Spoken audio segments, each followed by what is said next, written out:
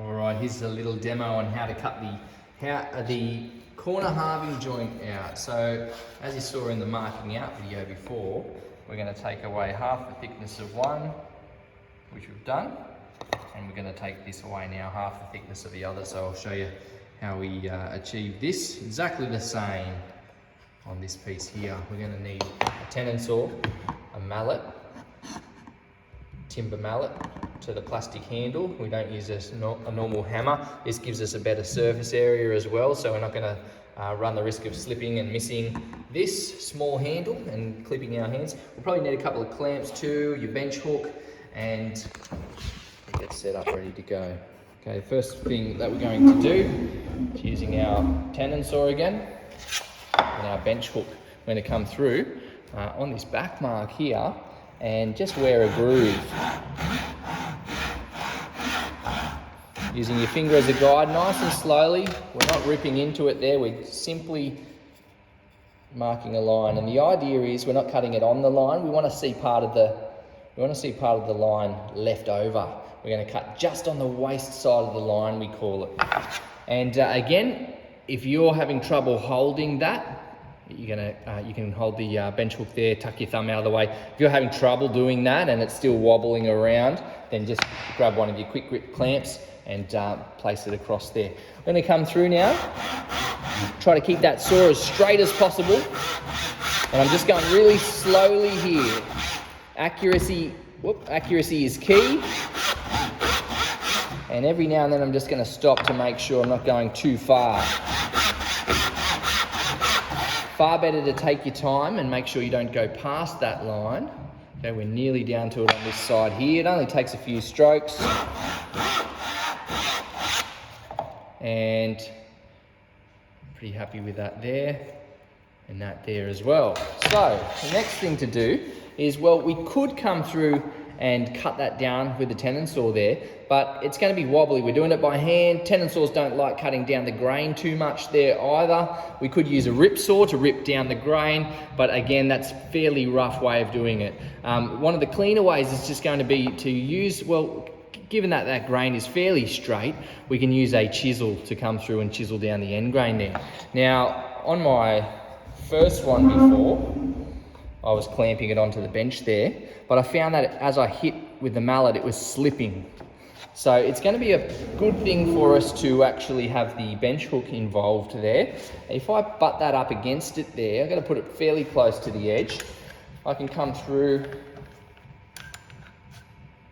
with my clamp. I want to get a good purchase on it, nice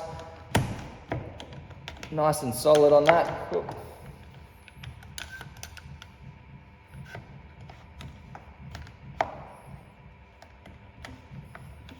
Make sure the clamp is not in this area at all though. That way when I hit that with my chisel, it can't go anywhere because it's hitting the backstop there. All right, we're then going to come through with a chisel, not just any chisel. We're not going to use one like this because we've got to work our way across and we'll have to do it too many times. That's far too time consuming to do that. Find the widest one that you can. Make sure it's got a nice sharp tip on it. No dips or divots from hitting nails or anything like that. Nice clean finish. And we're going to use the flat back facing down. Okay, that's going to be at the finish of our joint, so we want to make sure that it's nice and flat. I'm not going to put it in the marking gauge groove there. If I did that, I'd run the risk of splitting this all the way down. I'm just going to nibble away at it first, so we're going to do it about 3 mil at a time. I'll put that camera back in there. And we're going to come through nice and straight still. Good firm grip on the chisel, flat back facing down.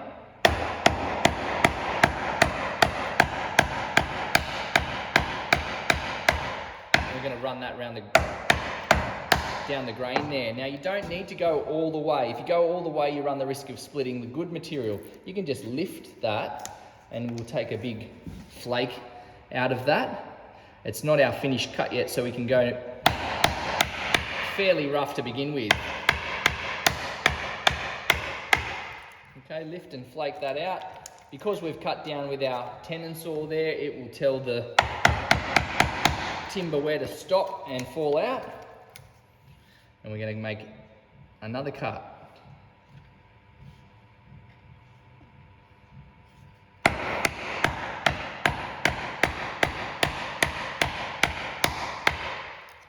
Okay, let that just lift out and then bring it across to the other side there.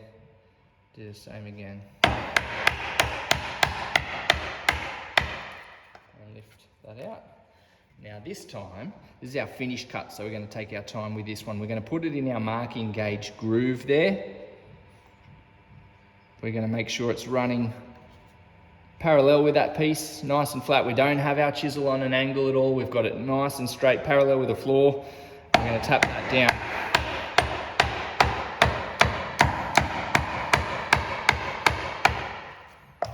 Okay, and allow that to lift out. Then over the other side again, put it in your groove. Get that parallel with the floor.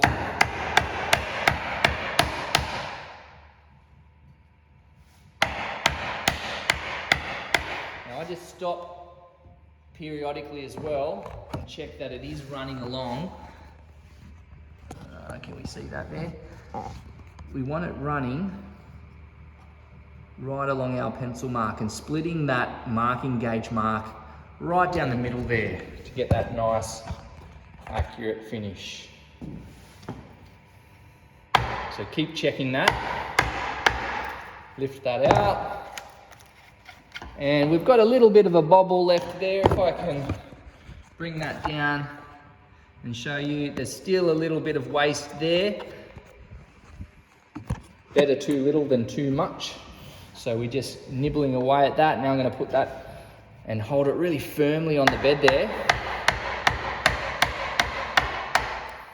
And chip away at that. Little bit at a time, just little flakes now.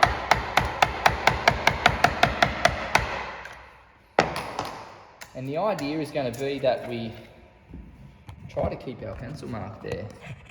You can still see that exists there, so we haven't gone too far. And the last little bit is called pairing. We hold that chisel in both of our hands and not pushing hard up ahead, we're just going to wiggle that to get that last little bit off and clean that up. Make sure it's all even, and then we can just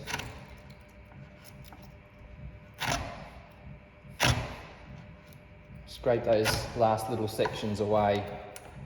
Might be a bit hard to cut out the centre there. Scribe those through, they should just fall away. And then it's a matter of checking. So there's one half, there's the other. Flip that around.